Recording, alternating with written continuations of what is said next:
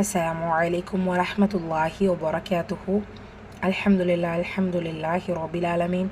எல்லா புகழும் தூணின்றிவான் படை தேகிறேவன் அல்லாஹ் உணர்வனுக்கு அல்ஹம்துலில்லா. நம்மளுடைய மனனம் செய்வோங்கிற தொடர் வகுப்பில் இன்ஷா அல்லாஹ் இன்றைக்கி நம்ம பார்க்க போகிற சூரா முத்தஃபிஃபீன். அல்ஹம்துலில்லா. இரண்டு வசனங்களாக தொடர்ந்து நம்ம தஜ்வீத் விளக்கத்தை இந்த சூறாவில் பார்க்கலாம் இன்ஷா அல்லாஹ். அஊது பில்லாஹி மினஷ் ஷைத்தானிர் ரஜீம். பிஸ்மில்லாஹிர் ரஹ்மானிர் ரஹீம். சூரா முத்தஃபிஃபீனுடைய முதல் வசனம். வைலுல் லில் முத்தஃபிஃபீன். வைலுல் லில் முத்தஃபிஃபீன். வாவ் ஃபத்ஹா யா சுக்கூன். வை லாமில் தன்வீன் இருக்குது. தன்வீனை தொடர்ந்து அடுத்த எழுத்து என்ன இருக்குது நம்ம பார்க்கணும். ஸோ இங்கே லாம் இருக்குது.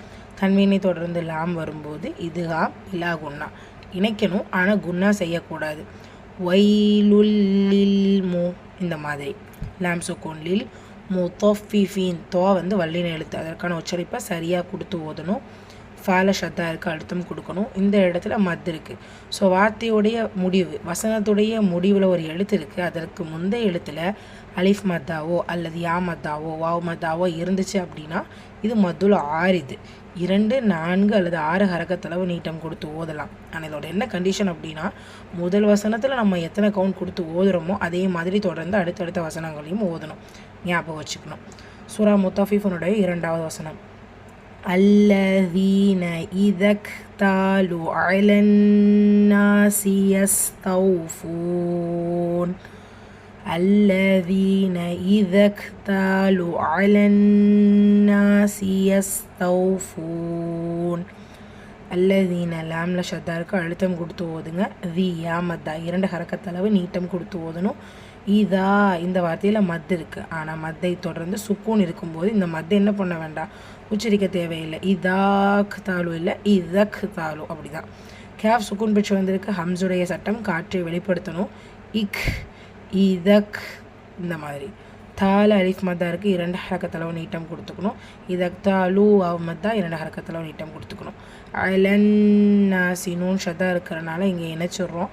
கூடவே நூன் ஷத்தாங்கிறப்போ கண்டிப்பாக குன்னா செஞ்சு தான் ஓதணும். நூன் ஷத்தா அண்ட் மீம் ஷத்தாக்கு கூடவே அலிஃப் மத்தா 2 ஹரக்கத்தளவு நீட்டம் கொடுக்கணும். எஸ் தௌஃபூன் சீனில் சுக்கூன் இருக்குது. இதுவும் ஹம்சுரை சட்டம் தான், காட்சி வெளிப்படுத்தி ஓதணும்.